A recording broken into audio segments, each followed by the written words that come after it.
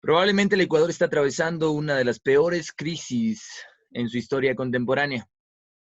Precisamente para tratar esos temas, la coyuntura del país, lo que le atañe a la sociedad ecuatoriana, nos acompaña la mañana de hoy la expresidenta de la República, doctora Rosalía Artiaga, con quien charlaremos acerca de la situación política, sanitaria y de la educación en el país. Doctora, gracias por aceptar la invitación. Bienvenida a Contrastes TV. Muchas gracias, Jonathan. Un saludo a usted, a Contrastes TV. Me alegra que los jóvenes estén incursionando en el periodismo digital, que en los actuales momentos efectivamente está supliendo mucho de lo que puedan hacer los canales regulares. Así es que gracias a Contraste TV y estoy a las órdenes para contestar sus preguntas. Doctora, primero, el manejo de la crisis, sin duda alguna, el coronavirus ha cambiado toda la dinámica social, ha cambiado toda la configuración de la sociedad y nos ha expuesto a un terrible miedo a salir a la calle por el miedo precisamente a contagiarnos de este virus que ha llegado a ser mortal en el Ecuador. Al momento contamos con aproximadamente 30.000 contagiados después del conteo que se hizo hasta el día de ayer, que redujo el número de contagiados. ¿Cómo observa usted desde su mirada el manejo de la gestión política y sanitaria en el Ecuador? Primero decir que usted dijo al comienzo en su introducción que probablemente esta es la crisis más grave que ha tenido el Estado ecuatoriano. Yo le puedo decir con certeza, probablemente porque tengo más años, de que no es probablemente, que es cierto. Es la crisis más grande que ha tenido el Ecuador y que ha tenido la humanidad, al menos en el siglo XX, porque inclusive cuando hablamos de las guerras mundiales, cuando hablamos de la Primera, la Segunda Guerra Mundial, había países que se declararon neutrales. En el caso del virus, nadie puede declararse neutral. Por más barreras que se construyan, los virus no reconocen fronteras, ¿no? Y en este caso estamos asistiendo a una crisis del tema de salud, pero también una crisis económica. Probablemente el mapa del mundo no va a ser igual después del coronavirus, porque probablemente inclusive se pueda ver el declive de un imperio, del de los Estados Unidos, y la ascensión del otro imperio, casualmente aquel en el que surge el coronavirus, que es China. Y que esto se veía venir, pero esta situación acelera los procesos. Entonces, es una crisis mundial. ¿Algún país estaba preparado? Ninguno. Ningún país estaba preparado, porque todos de más o menos están teniendo que sufrir la crisis del coronavirus y la crisis económica, la crisis social. Estamos viendo que las potencias más grandes y países muy desarrollados, incluyendo países tan vinculados con el Ecuador como España, como Italia, por la cantidad de migrantes que viven allí, se han visto desbordados. Esto de muertos en las calles, de tener que decidir a quién le salvan, a quién le ponen el respirador porque no hay suficientes camas, no hay suficientes respiradores. Todo esto no es una cosa específica del Ecuador, es mundial. Y entonces esto nos da un parámetro. ¿Cómo ha gestionado el gobierno? Yo creo que con las fuerzas que ha tenido a su alcance, porque además recordemos que el Ecuador ya venía de una crisis económica muy fuerte. Tuvimos en octubre pasado, que es la fecha en que salen ustedes como canal digital, ¿no? Tenemos en octubre un clima de violencia nunca visto en el Ecuador, porque inclusive cuando caían gobiernos, yo mismo estuve inmersa en una situación en febrero del 97, no hubo violencia, ¿no? En la mayor parte de los casos la gente salía a las calles, protestaba, pero no hubo violencia. En el Ecuador hubo violencia en este momento y también en varios países de América Latina. Luego, lo que nos deja el Correato es una secuela tremenda de corrupción, por un lado, de despilfarro de recursos económicos. Hemos visto lo que pasó, es decir, qué diferente sería la situación del Ecuador si se habría creado un fondo como lo creó Bolivia, inclusive con un gobierno similar ideológicamente al caso ecuatoriano, pero Bolivia sí creó un fondo. Ecuador no creó ningún fondo, más bien destruyó los que existían antes, como el FEIREP, un fondo de estabilización petrolera, lo destruyó. Se gastaron y le metieron mano al oro de la reserva. Nunca en la vida se había ignorado físicamente el oro de la reserva ecuatoriana. A Merrill Lynch me parece que fue. Nos endeudamos a precios increíbles y además con contratos secretos con la China. Esto no podría darse porque no debe haber ese secretismo en contratos entre un Estado y otro para un crédito. Se metió mano en los fondos de la seguridad social en los fondos del seguro del magisterio ecuatoriano, que no tiene nada que ver con el Estado. Eso es el ahorro privado de cada persona que pone sus ahorros a través de la seguridad social. Entonces, vea usted que el panorama que ya vivía el Ecuador era desastroso. Este rato es catastrófico. Y me apena mucho decirlo porque yo soy una persona por lo general optimista, pero me preocupa mucho el futuro del Ecuador. ¿Qué va a pasar cuando salgamos? Primero, tener conciencia de que cuando salgamos no es que el virus se ha ido, ya vino y se fue. No, el virus vino para quedarse. Tenemos que acostumbrarnos a vivir con él. Hay países como Suecia que están haciendo o tienen un enfoque diferente. Ellos hablan del virus, del contagio comunitario, es decir, la mayor parte de las personas vamos a contagiarnos, la mayor parte Doctora, no vamos a tener síntomas y podría ser es una aproximación, pero en el caso ecuatoriano el tratamiento ha sido correcto. diferente. Ahondemos en el caso ecuatoriano, doctora, lo que usted dice y desmenucemos un poco el discurso, porque ¿no le parece que caemos muy recurrentemente en el discurso de echarle la culpa a Correa siempre? Es el lugar común en el que ha caído el morenismo, porque podríamos decir, sí, pudimos prevenir que existiesen tantos muertos, tantos fallecidos, invirtiendo más en salud, contratando más médicos y fortaleciendo la infraestructura que dejaron los años pasados, que dejó el gobierno pasado y que sí, para bien o para mal, sirvió de todos modos para enfrentar este virus. Pero no estamos cayendo en lo que recurrentemente utiliza el gobierno de Moreno. Soy una persona absolutamente objetiva. No he tenido vínculos ni con el gobierno de Correa ni con este, ¿no? O sea, además es público y notorio que yo estoy más de 20 años alejada de la política. Entonces, en mí no juega esto de decir correísta, morenista. No, no, no, no juega. Yo simplemente soy una ciudadana ecuatoriana, probablemente igual que usted y los que nos están escuchando, preocupada por el país. Yo más bien recuerdo que durante todo el gobierno de Correa, Correa hasta el último día atacaba la partidocracia y estuvo 10 años de gobierno. O sea, el periodo más largo en que un presidente ha estado, es el periodo en que el que estuvo Correa. También es cierto de que hubo una bonanza económica, petróleo de más de $100. Aquí hace 2 semanas el petróleo estaba a menos, o sea que A costaba menos más 36 embolsar el dólares. petróleo, ¿no? Y este rato estamos con un poco más de 20, es decir, la situación, se rompen los 3 oleoductos. O sea, eso también hay que considerarlo porque no Por podemos supuesto. dejar de ser objetivos. Ahora, ¿el gobierno pudo haber hecho otras cosas? Sí. Yo, por ejemplo, soy partidaria de que no todo el mundo debería aislarse, ¿no? No soy partidaria de eso. Creo que deberían aislarse las personas que tienen más riesgo. Ancianos, personas hipertensas, que tienen diabetes, que tienen una serie de preexistencias que les ponen en situación de mayor riesgo. Sí podían haber empezado a fortalecer más el tema de seguridad pública, es decir, que haya suficientes camas, suficientes respiradores, suficientes mascarillas, suficientes elementos para el cuidado de la gente que se dedica a la salud. Otro tema en el que creo que, y todavía estamos a tiempo de eso, es invertir más en pruebas. ¿Qué pasa? Se hace las pruebas, se ve que si la persona tiene o no tiene coronavirus y automáticamente tiene que ser aislada, ¿no? Pero para eso tiene que haber una infraestructura de salud. Yo creo que eso todavía tiene que hacerlo el gobierno, todavía es una cosa pendiente. Y me preocupa lo que está pasando, por supuesto, en educación y otras áreas. Me preocupa cómo vamos a salir de este bache económico. Se sabe que ahora hay ya empresas que están despidiendo trabajadores, hay una serie de empresas que están declarándose en quiebra. También es complicado. Si usted tiene una planilla que pagar cada mes y ya llevamos 2 meses encerrados y usted no puede vender. He visto que, por ejemplo, los sectores productivos ecuatorianos, camarón, cacao, rosas y bananos, solo para citar 4 que no son petroleros, ya no nos olvidémonos del petrolero este rato, pero cacao, café, rosas y banano van a experimentar una baja hasta del 80% en la exportación, porque también los otros países están en lío. Por eso le digo que este no es probablemente, es ciertamente la crisis mundial más grave que se ha tenido. Los otros países tampoco están comprando, ¿no? Rosa podría interpretarse como suntuario, ¿no es cierto? Entonces, camarones, o sea, cosas así, de Claro. chocolate, de pronto el café. Y la gente, los países están empezando a priorizar el consumo de lo propio. Yo creo que, por ejemplo, por allí debería haber una campaña muy interesante del Ecuador para consumir lo propio. Es decir, tratemos de consumir lo nuestro, ¿no? Para evitar que salgan esas divisas. El otro escenario que tenemos es que el Ecuador es un país dolarizado y eso impide que el gobierno pueda tomar medidas como la devaluación. No puede imprimir billetitos, no hay máquina para imprimir billetes, ¿no es cierto?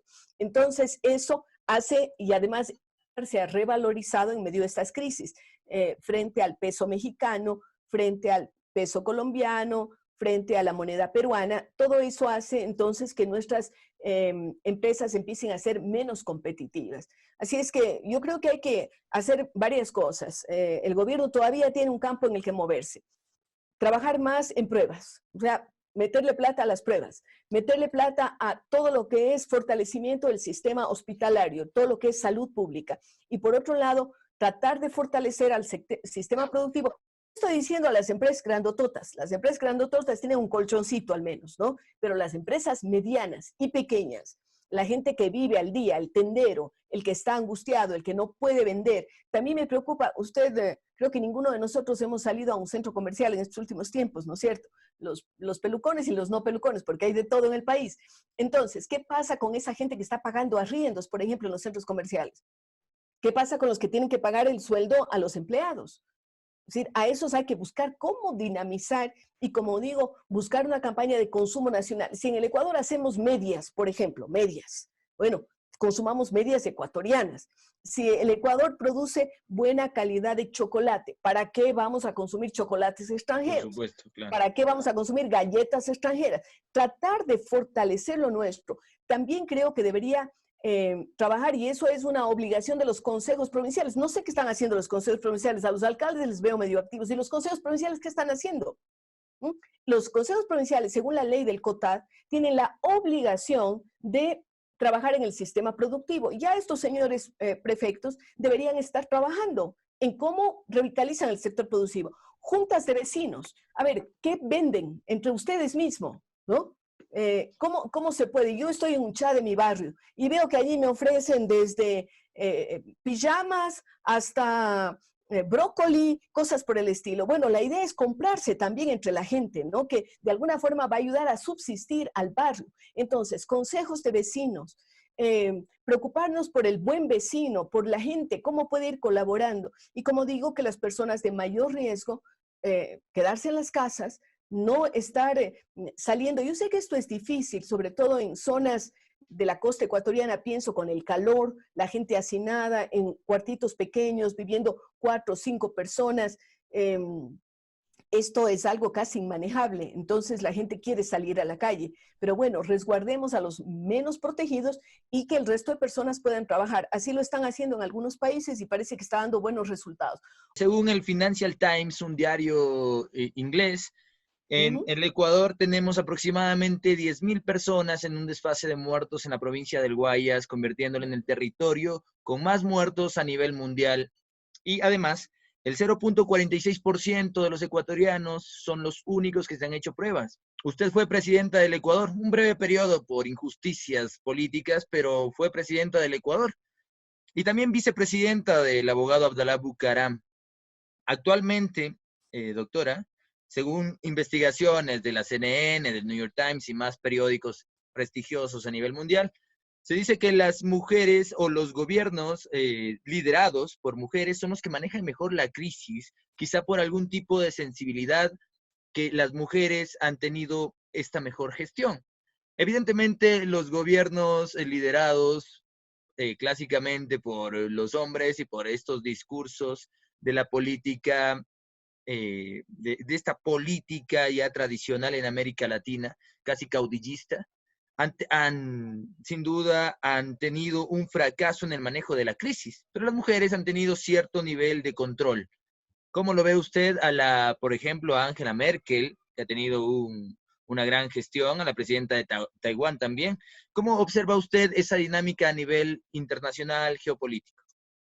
A ver, interesante, porque efectivamente se ha visto el desempeño de la presidenta de Nueva Zelanda o de la presidenta Tsai de Taiwán, o hemos visto en Islandia también, y por supuesto el gran país Alemania con Angela Merkel. Yo creo que esto es un indicativo interesante. Tal vez el análisis tiene que decirnos que debe haber más mujeres gobernando los diferentes países, que esto sería positivo, además porque si somos el 50% de la población, no por obligación, no por ley, porque yo no creo que se necesite una ley para eso, pero debería haber esa mayor conciencia ciudadana de elegir más mujeres viendo estos resultados positivos. Por otro lado, todos los países, querido Jonathan, tienen subregistro en cuanto a contaminados y muertos. Si nadie cree que en Wuhan murieron solo las personas que dijeron los señores. No, eso es imposible. Sin En duda. prácticamente todos los países hay subregistros. Algunos por razones entendibles, porque como no se han hecho todas las pruebas, no puede usted saber si la persona que murió con un paro neumológico y que tenía un cuadro previo murió por esa enfermedad, porque siempre, miren, gente mayor sobre todo muere muchísimo por problemas o por cuadros neumológicos. También no hay que descartar que en el caso de Guayaquil y de la costa ecuatoriana el dengue, ¿no?, que la fiebre amarilla, el paludismo mata a mucha gente todos los años. Entonces, claro, se hace comparaciones entre años y años, pero probablemente como le están prestando más atención al coronavirus, de pronto se está dejando de prestar atención a otras personas. Yo mismo le debo decir, tengo un caso de un amigo en Guayaquil que tiene diabetes y que necesitaba hacerse un drenaje pulmonar. No tiene coronavirus, pero no había hospital que les reciba, porque como no tiene coronavirus, no tenía quien les reciba. Entonces hubo que moverse, ayudar y probablemente se le salvó la vida. Y él podría haber fallecido por una circunstancia que no es coronavirus, pero la culpa la tiene el coronavirus. ¿Por qué? Porque no hay camas, porque no hay sitio para los demás enfermos. Entonces, todo esto son fruto de un análisis interesante. Y volviendo al tema de mujeres, justamente uno de los temas que me preocupa ahora es que, por un lado, decimos que positivo es ver que mujeres están liderando países, están haciendo lo mejor que otros, pero también es doloroso saber que la violencia doméstica ha aumentado, que más mujeres están siendo maltratadas en sus hogares. Alguna vez yo lo dije, justo en Islandia, estaba en una reunión de mujeres y una agencia internacional me preguntó algo y yo dije que el lugar más peligroso para una mujer en el Ecuador es su propia casa. Y es cierto, la mayor parte de asesinatos, de femicidios, de golpes, los proporciona su conviviente, su marido, ¿no? Entonces, a veces corre más riesgo en su propia casa. Qué duro es eso y ahora conviviendo con el enemigo las 24 horas del día. Entonces, y a roces permanentes porque a lo mejor no hay el espacio suficiente y esto ocasiona que se exacerbe el estrés, el mal genio, todas estas situaciones. Entonces, realmente es un tema grave y como yo soy educadora, justo leí ayer un artículo publicado en una de las redes sociales que decía la mejor vacuna en contra del virus es la educación, ¿no? Entonces, qué bien, porque sabemos que tenemos que lavarnos las manos, sabemos que tenemos que usar las cubrebocas o mascarillas, sabemos que mantener una distancia. Y todo esto viene derivado también de temas de educación, ¿no?, de aprender a ser responsables, porque uno de los aspectos importantes, y yo creo que los medios de comunicación en eso tenemos una gran responsabilidad, es eh, cada uno asumir lo que le toca, no correr riesgos innecesarios, respetar la ley, pero sobre todo cuidarnos nosotros y cuidar a nuestros familiares. Y es precisamente el tema al que vamos a pasar en este momento, no sin antes llamar a toda nuestra audiencia, a todos nuestros seguidores, a que nos cuenten sus historias sobre lo que está sucediendo en sus casas, en sus barrios, en sus comunidades, en esta crisis sanitaria. También nosotros manifestamos objetivamente y manifestamos nuestra posición como periodistas, como comunicadores sociales, en contra de la violencia hacia la mujer, en contra de la violencia intrafamiliar. Si tienes alguna denuncia, no dudes en ningún momento en escribirnos a nuestro medio de comunicación, en contarnos tu historia y nosotros, por supuesto, la haremos pública y llegaremos a cada espacio con nuestro mensaje. Un mensaje que se hace muy necesario en este momento, doctora, precisamente porque la crisis nos golpea a todos.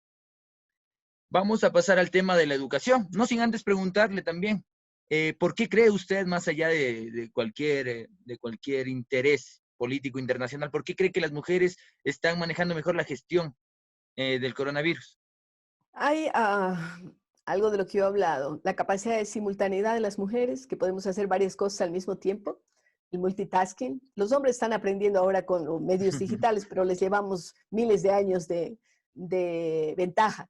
Eso por un lado. Y por otro lado hay una sensitividad, diríamos aquí, ¿no? Algo que tiene que ver con esta ternura de la mujer por el hecho del embarazo, del parto, de la crianza de los niños, que nos vuelve más sensibles con los temas. Yo diría que hay esos dos aspectos. El uno, esa capacidad de multitasking, y el otro, esa aflorar de sentimientos que en un momento dado puede ayudarnos a controlar ciertos temas. Usted ha visto, usted es muy joven, pero probablemente le vio a su mamá preocupada cuando usted tenía una gripe, ¿no? O cuando tenía un catarro. ¿Y quién se ocupa de esas cosas en la casa? Generalmente es la mamá. Entonces, yo creo que esto, que en algunos casos sirvió como una especie de ancla de tenernos diciendo, no, no, las mujeres solo para las cosas de la casa, se da cuenta que las cosas de la casa son las cosas de la casa grande, que es el planeta. ¿Cuáles son las cosas más importantes? Cuidar el medio ambiente, cuidar la salud, preocuparnos de la educación, y esas tareas nos dejaron a las mujeres. Entonces, somos expertas. Ahí está la respuesta. O quizá sea la capacidad de tomar decisiones pertinentes en los momentos en los que se debe tomar. Y que eso no diferencia de género ni diferencia Así es, por políticamente, eso no la mencioné, por eso le sino, hablé del multitasking. ¿Mm? sino diferencia la buena gestión y la inteligencia para tomar decisiones en momentos de crisis, lo que no ha hecho el gobierno actual. Precisamente por eso quiero preguntarle, doctora, el tema de la educación. ¿Qué tan pertinente, qué tan inteligente es quitarle recursos a la educación superior? ¿Qué tan inteligente podría ahora echarle la culpa de todo a las universidades y quitarles dinero para solventar una crisis sanitaria?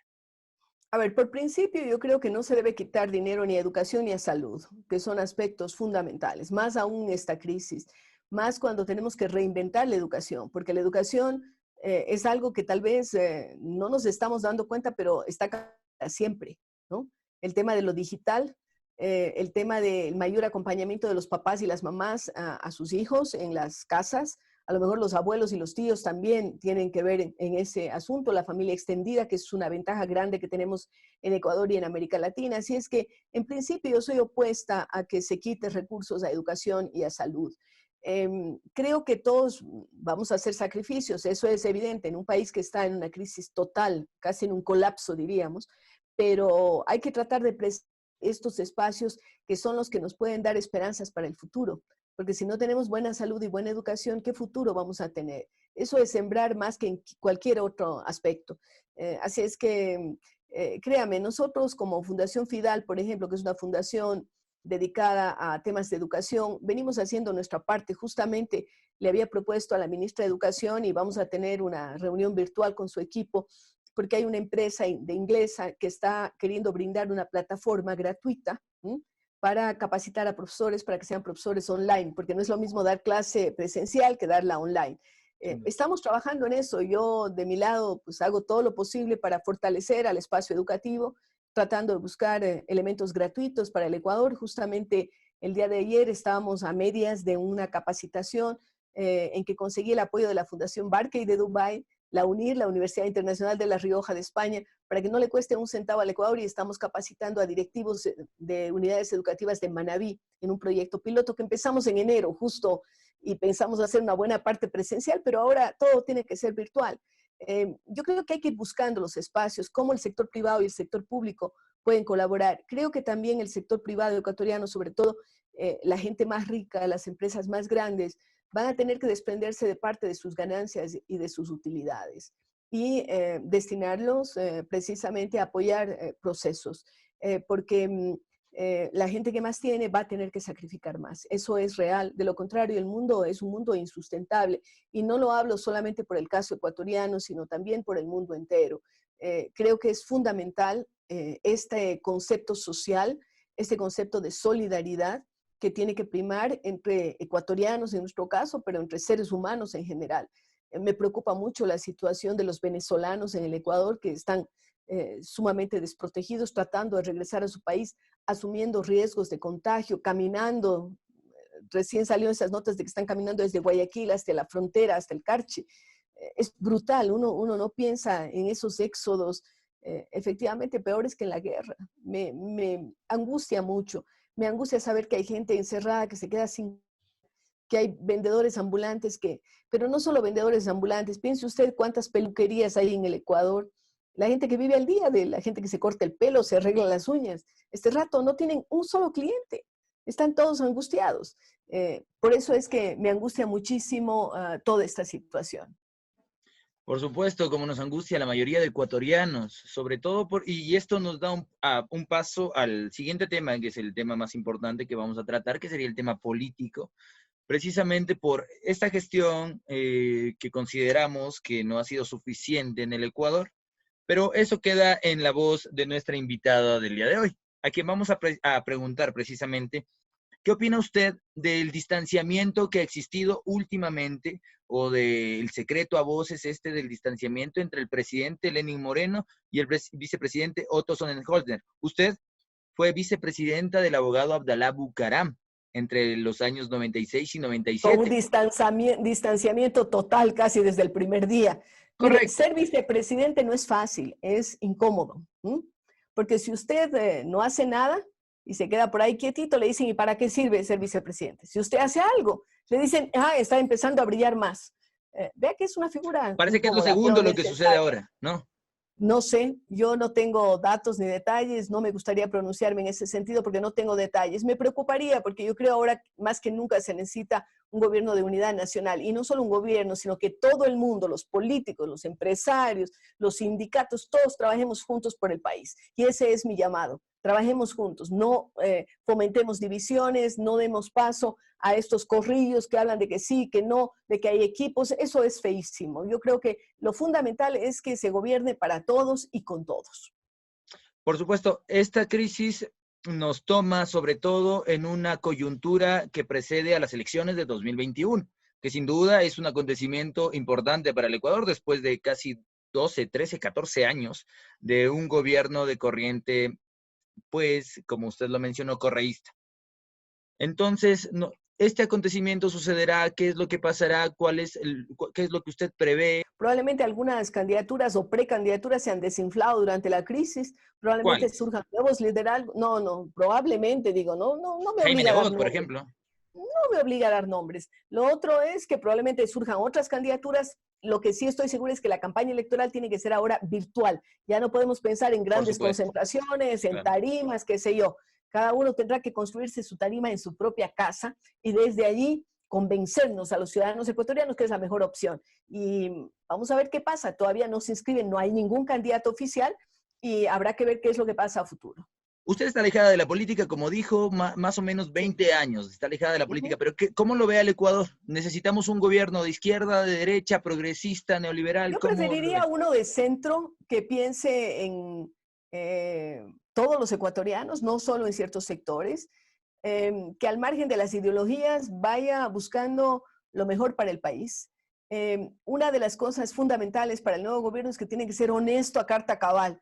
Y no solamente serlo, sino parecerlo, o sea, cuidar todos los detalles, conseguir los mejores colaboradores, los mejores hombres y mujeres que puedan participar en un gobierno de unidad nacional. Más que nunca, nunca el Ecuador ha tenido una situación tan complicada como ahora, ni en las guerras, ni en las crisis ocasionadas externamente como la Gran Depresión, ni tampoco cuando ha bajado el precio de una u otra materia prima, porque siempre había algo de lo que agarrarse. Ahora estamos solos, nosotros, los ecuatorianos, y entonces pensemos en ese gobierno de unidad y, por supuesto, mi voto, y yo espero que el voto de todos los ecuatorianos sea para quienes no solamente ofrezcan mejores oportunidades, sino que muestren una hoja limpia de servicio. El gran mal que ha acechado al Ecuador desde su época democrática, desde que inició como república en 1830, pasando por el regreso a la democracia en 1979, ha sido la corrupción, Sí, pasando por señor. gobiernos de Bucaram, Gutiérrez, Maguad, Correa, Moreno, etcétera. Y es precisamente el tema con el que vamos a cerrar esta entrevista, ya que consideramos como medio de comunicación que la corrupción es el acto más miserable en esta época de crisis. Y lo damos a entender precisamente conociendo los últimos actos de corrupción que se han hecho evidentes en el Ecuador. Doctora, los sobreprecios, la compra por encima de los valores que están en el mercado, el robo, el lleve, el mete por aquí, de los políticos ecuatorianos en crisis. ¿Cómo observa usted la Ah, corrupción como el gran mal del Ecuador? algunos ni siquiera políticos, parece que son funcionarios viejos enquistados en el sistema de seguridad social. Eso es gravísimo. A ver, primero, coincido con usted que la corrupción es un cáncer. Es un cáncer para la democracia, para los países. Y tenemos que luchar con todas nuestras fuerzas contra la corrupción. Eso es fundamental. Luego, usted mencionó los casos últimos. Me parece una vergüenza que en medio de la crisis se quiera lucrar con los muertos, con la funda de los muertos, con las mascarillas, con los equipos que se compren. Es el momento para que tanto las autoridades como la fiscalía, las autoridades que tienen que ver con la justicia, barran el seguro social, barran con toda esa gente sinvergüenza que está robando y que está escamoteando los escasos recursos que tiene el Ecuador.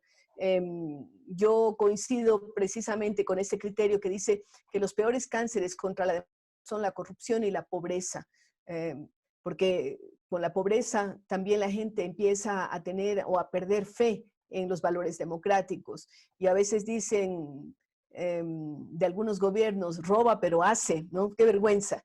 Entonces está haciendo obra, al menos está haciendo obra, roba pero hace obra. Qué vergüenza. Nosotros no podemos ser tolerantes jamás con la corrupción. Y los medios de comunicación, y ustedes jóvenes tienen una gran obligación y una gran responsabilidad, no solamente de denunciar, sino también ustedes demostrar que no son corruptos. Una de las formas de corrupción que me molesta es cuando, por ejemplo, se entrevista a evidentes prófugos de la justicia, cuando se entrevista a los corruptos y se los pone. A veces una persona que ha cometido un delito de corrupción está en la cárcel, sale de la cárcel y a poco aparece como analista político, analista económico. Por favor, tengamos un poco de sentido común y de sindéresis para no escuchar esas opiniones que después aparecen como llenas de valor, como llenas de propiedad, cuando en su momento, cuando estuvieron en el poder, robaron o dejaron robar. Y eso es un tema muy recurrente en los gobiernos del Ecuador. Es un mal que, casi, como usted dice, está enquistado en nuestra política. ¿Sí? Parece que está en nuestros genes. Bueno, no en nuestros, pero en el de los políticos sí. Nosotros aclaramos eso. Y sobre todo, nosotros queríamos preguntarle a usted el tema de la seguridad social. Sobre todo, se vincula a ciertos grupos políticos que pues presuntamente están involucrados en eso. No podemos dar certeza porque no hemos encontrado ningún vínculo directo. Pero algunos grupos que usted conoce muy bien, ¿no? Han estado enquistados en la seguridad social, en los hospitales del IES. ¿Cómo observa usted eso? Esa cuota política entre el gobierno y ciertos grupos, pues ya tradicionales de la política ecuatoriana. Feísimo, vergonzoso. Hay que denunciarlo y hay que perseguirlo. La denuncia corresponde a los medios de comunicación, la persecución a la justicia. Sobre todo, tomando las últimas palabras de la expresidenta Rosalía Arteaga, la pobreza. La pobreza es una consecuencia de la falta de educación. La corrupción es una consecuencia de la falta de educación. Todos los males que atañen a nuestra sociedad son problemas que son consecuencia de la falta de educación. Por eso, nos preguntamos y esperamos en ustedes las respuestas, queridos seguidores. ¿Está bien quitarle dinero a la educación superior, a la educación inicial, a la educación secundaria y primaria? Nosotros consideramos que la educación es el baluarte más importante de una sociedad. Sin embargo, dejamos esas conclusiones para ustedes. Expresidenta, para terminar, ¿cuáles serían sus conclusiones, sus mensajes a la sociedad ecuatoriana en esta situación de crisis? ¿Cuáles serían sus conclusiones? Gracias por esas conclusiones que usted dio también. Desearles a mis conciudadanos que tratemos de mantenernos en una situación de buena salud, que tratemos de preservar nuestra salud psicológica, que no perdamos la esperanza, que busquemos todos juntos mejores días. Yo creo que es tan importante un mensaje de optimismo ahora que estamos aislados, que estamos en cuarentena, que no hay los recursos suficientes, que tenemos incertidumbre frente al futuro. Pensar que los ecuatorianos somos creativos, somos trabajadores, somos emprendedores, demos rienda suelta a esas buenas cualidades de todos los ecuatorianos. Ha sido la expresidenta de la República, Rosalía Arteaga, acompañándonos en un breve análisis sobre la situación del coronavirus en el Ecuador. Doctora, siempre bienvenida a Contrastes TV. Muchas gracias. Muchas gracias por asistir. Gracias y a sus órdenes también. Hasta luego, doctora, que le vaya bien. Hasta luego. Gracias.